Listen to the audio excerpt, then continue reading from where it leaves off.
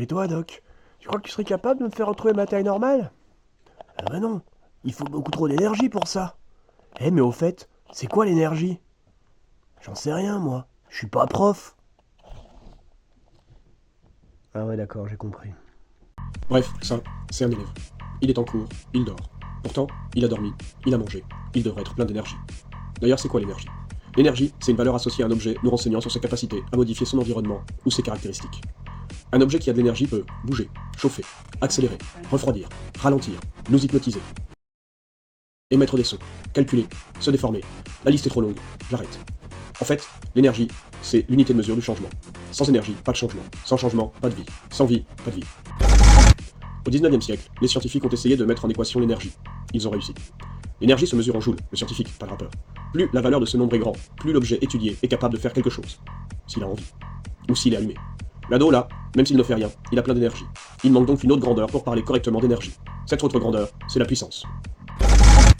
La puissance mesure la capacité qu'a un objet à utiliser rapidement son énergie.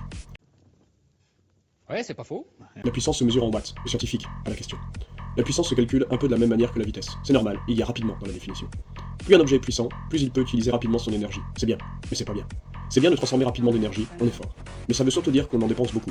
Et ça, c'est pas bien. Le problème avec l'énergie, c'est qu'elle ne se crée pas. D'ailleurs, rien ne se crée. C'est pas un secret. Ça veut dire que sur Terre, il y a de l'énergie, mais en quantité limitée. Il existe des sources d'énergie. C'est des matériaux ou des objets qui contiennent de l'énergie facilement utilisable. Essence, nourriture, soleil, etc. Mais quand il n'y a plus de source, il n'y a plus d'énergie. Sans énergie, pas de changement. Sans changement, pas de vie. Sans vie, pas de vie.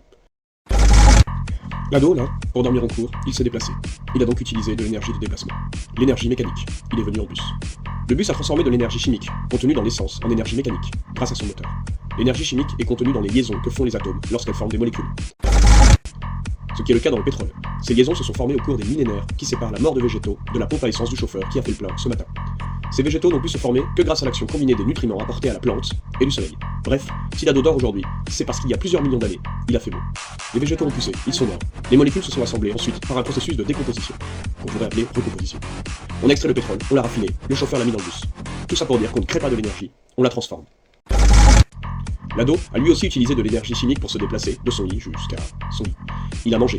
Manger, c'est transformer de l'énergie chimique contenue dans la nourriture en énergie utilisable par notre corps. C'est un processus très compliqué. L'ado est une super machine, qui n'est pas branchée. Depuis le 19e siècle, on a trouvé une autre manière d'utiliser de l'énergie chimique. On fait tout cramer. On transforme ainsi l'énergie chimique en énergie lumineuse et surtout en énergie thermique. Et avec l'énergie thermique, on peut faire tourner des moteurs, donc la transformer en énergie mécanique. On peut se déplacer, construire, détruire, arracher, monter, transformer. Tout faire cramer, c'est facile, et c'est joli. Mais si les espèces chimiques détruites contiennent du carbone, c'est-à-dire tout le temps, on libère du dioxyde de carbone. Et ça, c'est pas bien. Ça, c'est Tesla, le scientifique, pas la marque dirigée par un abruti. C'est lui qui est responsable d'une des plus grandes révolutions de l'humanité. Il a conçu un appareil capable de transporter, donc de rendre disponible, dans toutes les habitations, une forme d'énergie très facilement transformable, l'énergie électrique. Et fabriquer de l'énergie électrique, ça, on sait faire. Très bien, même très très bien. Tellement bien qu'on a arrêté de mesurer cette énergie en joules. C'était trop ridiculement petit. On utilise alors les kilowattheures. 1 kilowattheure, c'est 3 600 000 joules. Le kilowattheure, c'est logique comme unité. Si on prend la formule de la puissance, qu'on la modifie, on obtient E égale PT. Ça fait rire, alors pas besoin de répéter. L'énergie électrique, c'est donc super, mais pour fabriquer de l'énergie électrique, on utilise un alternateur. C'est comme un moteur, mais quand il tourne, il fabrique de l'énergie électrique. Et pour faire tourner l'alternateur, on crame des trucs, on rejette du dioxyde de carbone, on dérègle le climat, on meurt. Alors on s'est dit, si on arrêtait de cramer des trucs, on a réfléchi, on s'est dit, on arrête d'utiliser l'énergie électrique.